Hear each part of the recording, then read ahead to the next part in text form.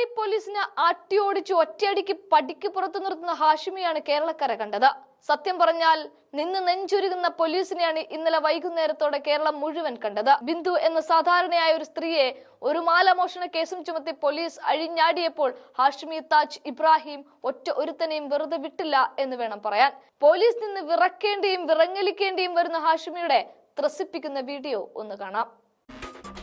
ഈ സർക്കാരിന്റെ 4ാം വാർഷികാഘോഷങ്ങളുടെ പെരുമ്പറ മുഴക്കങ്ങൾക്കിടെ പേരൂർക്കട സ്റ്റേഷനിൽ ഒരു ദളിത് സ്ത്രീ ഒരു പാവം വീട്ടമ്മ നേരിട്ട കാക്കിത്തമ്മാടിത്തരം അറിഞ്ഞിട്ടും ആത്മാവിനൊരു നീറ്റലുണ്ടാവുന്നില്ലെങ്കിൽ നമ്മുടെ മനസാക്ഷി മാപിനിക്കെന്തോ തകരാറുണ്ടെന്നാണ് അർത്ഥം. ആ വികസന വായ്ത്താരികളിൽ പറഞ്ഞുകേട്ട സപ്രപഞ്ചക്കട്ടിലിൽ കിടക്കുന്നവരല്ല, വ്യാജമായി പറയപ്പെടുന്ന അടിസ്ഥാനവർഗ ക്ഷേമരാഷ്ട്രീയത്തിന്റെ പാൽപ്പായസ മധുരം നുകർന്നവരുമല്ല. ആ കൈപ്പൻ യാഥാർത്ഥ്യങ്ങളോട് നേർക്കുനേർ നിൽക്കുന്നവരാണ്, അധ്വാനിക്കുന്നവരാണ്, കൂലിപ്പണിക്കാരാണ്.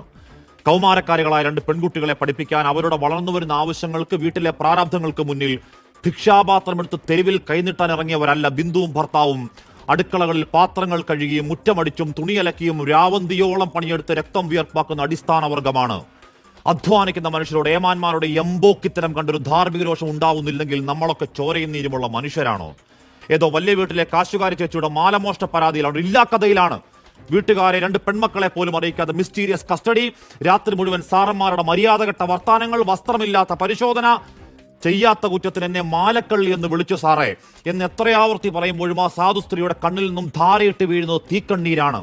ഒന്നുമില്ലാതെ, പഴങ്കഞ്ഞി പോലുമില്ലാതെ പട്ടിണി കിടന്ന് വയറൊട്ടിയങ്ങ് ചത്തുപോയെന്ന് വന്നാലും മോട്ടിക്കണം എന്ന ചിന്ത പോലും വരാത്ത മനുഷ്യരെ കള്ളി എന്ന് അധിക്ഷേപിക്കാൻ ആരാണോ പിണറായി പോലീസ് ലൈസൻസ് തന്നേ? ആ പോലീസുകാർ കേൾക്കുന്നുണ്ടെങ്കിൽ നെഞ്ചത്ത് കൈവച്ച് ആലോചിക്ക്.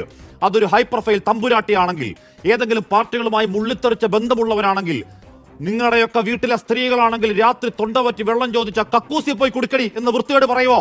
ഇല്ലെന്നാണ് 3.5 തരം സാക്ഷ്യം. അത് ചീളുകേസല്ല, കേരളം ഞെട്ടിയൊരു കൊലക്കേസാണ്.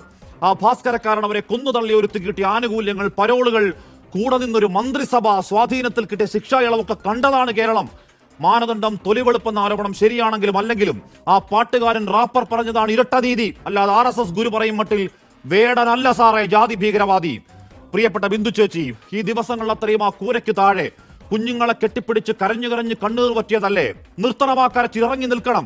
കേട്ട ഓരോ തെറിക്കും, അധിക്ഷേപങ്ങൾക്ക്, അസഭ്യങ്ങൾക്ക് എണ്ണി എണ്ണി പകരം ചോദിക്കണം, പക വീട്ടണം. ആ വെറിയൻ തെമ്മാടിക്കൂട്ടത്തെ പേടിച്ചടിപ്പട്ടില്ലാതാവാനാണെങ്കിൽ ഇതിലും കൊടികെട്ടിയ തമ്പ്രാക്കന്മാരെ വിറപ്പിച്ച് വില്ലവണ്ടിയെടുത്ത് എന്തിനായിരുന്നു തലപ്പാവണിഞ്ഞ മനുഷ്യന്റെ നവോത്ഥാന യാത്ര, അയ്യങ്കാളി യാത്ര?